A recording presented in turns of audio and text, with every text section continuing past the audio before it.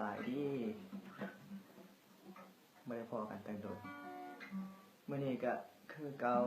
มีผลงานเพลงมาห้องให้ฟังเป็นผลงานเพลงของโอเอกายฝากให้ผู้หญิงคนหนึ่งที่เคยหักแต่ว่าก็เลิกลากันไปแล้วล่ะแต่ในก็ยังเขาหูว่าเคยหักสำไหนก็ยังหักคือเก่า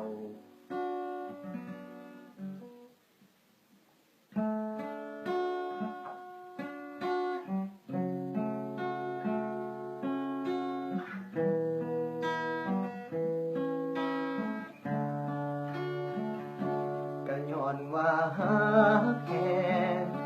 ก็ย้อนว่าแพงหลายแต่อาจสิบ่แม่นอายที่พาเจ้าไปฮอดฟังอาจสิเป็นเขาผู้พออาจสิยอมเป็นผู้พายถึงต้องเสียใจยอมได้เพื่อคนที่อายหักเคยหักน้องสำใดบอกจากใจว่าหักคือเก่าแต่น้องเลือกเขาคนเก่าจึงยอมจากไปเศษไม่บ่อาจขวางตาโตทวงบ่อาจไปขวางใจหลีกทางให้ฟื้นโดนใหญ่คือเขาห่วงหอสิบ่ดึงบ่รักเจ้าไว้เข้าใจทั้งเจ้าเลือกอย่างทั้งน้ำตาพังบ่เป็นอย่างอายสิรับเอาหักน้องสำได้เป็นแค่ไม่อ่อยไปก็พอได้เป็นโตลอให้หักของเจ้าสมหวังยอมเป็นผู้แพ้ถึงสิถือไฟสูงก็สร้างเจ็บเพื่อน้องนาเป็นอย่างอายสิเหตุบ่ได้ให้น้องไปดีให้น้องไปมีความสุข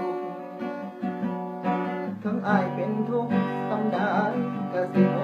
เอา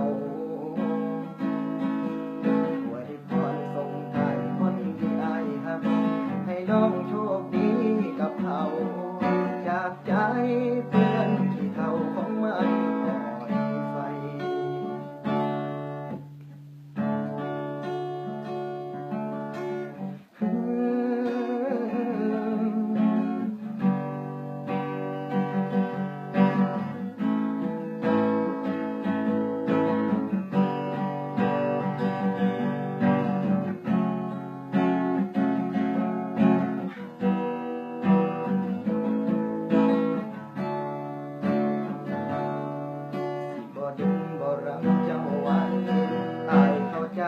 ทั้งเจ้าเลือกอย่างถึงน้ำตา